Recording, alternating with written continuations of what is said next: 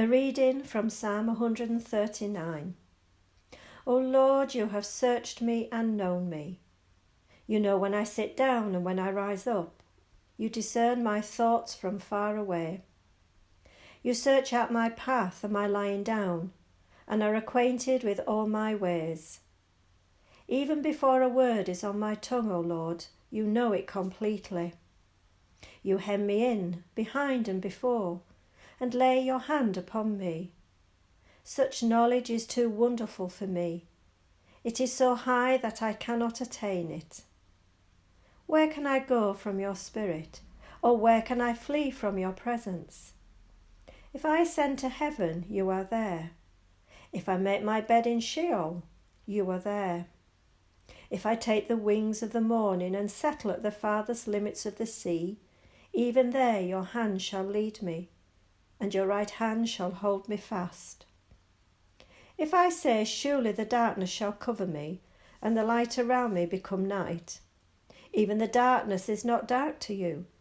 The night is as bright as the day, for darkness is as light to you. For it was you who formed my inward parts. You knit me together in my mother's womb. I praise you, for I am fearfully and wonderfully made. Wonderful are your works that I know very well. My frame was not hidden from you when I was being made in secret, intricately woven in the depths of the earth. Your eyes beheld my unformed substance. In your book were written all the days that were formed for me, when none of them as yet existed. How weighty to me are your thoughts, O God! How vast is the sum of them! I try to count them. They are more than the sand. I come to the end. I am still with you. I have to say, if there has ever been a biblical text that destroys the cultural idea of being a self-made person, this is it. The writer of the psalm reminds us that before we were rational human beings, capable of making our own choices and declaring our own rights and privileges, a mystery greater than us has searched and known us.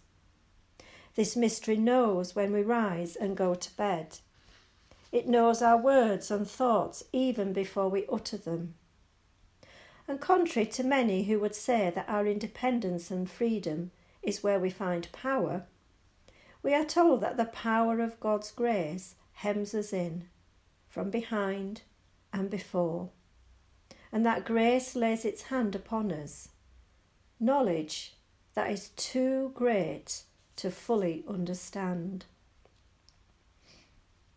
When I think of the day my first child was born, the words of this psalm come to mind. I remember the almost paralysing feeling of standing before a miracle that I knew I was only a passive witness to. I had no credit to claim, only a gift to receive and a miracle to behold. The little hands and feet, the tiny chest rising up and down with each breath. Words cannot begin to form the praise that rises from our souls. You know, without anyone having to say a word, that you are in the presence of something fearfully and wonderfully made. The words of this psalm also come to mind when I think about standing next to the bed of a dying person. There is, as strange as this may sound, but real beauty often hidden in death. When we come to die, we find ourselves totally vulnerable.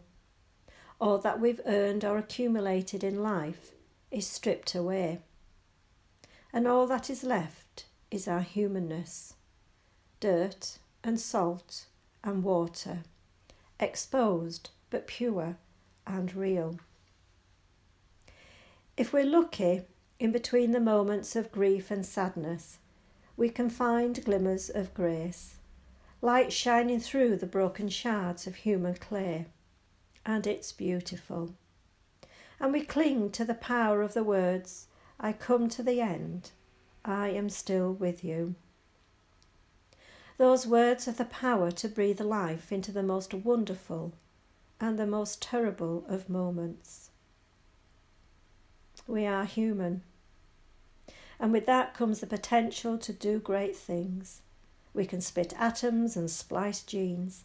We can go to the moon and we can destroy all of creation 10 times over. But there is a grace in knowing that despite all of that potential, our unformed substance was beheld before we were even aware. Our frail frames were not hidden from the one that created us in the depths of mystery. And probably best of all, there is no darkness that can overpower the light of the source of light. I praise you, for I am fearfully and wonderfully made. Wonderful are your works, that I know very well. Amen.